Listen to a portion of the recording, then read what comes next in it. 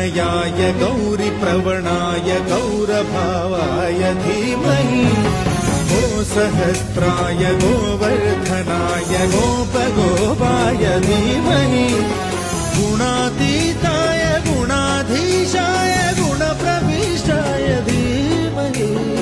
एकदन्ताय वक्रतुण्डाय गौरीतनयाय धीमहि गजेशानाय भालचन्द्राय श्रीगणेशाय धीमहि एकदन्ताय वक्रतुण्डाय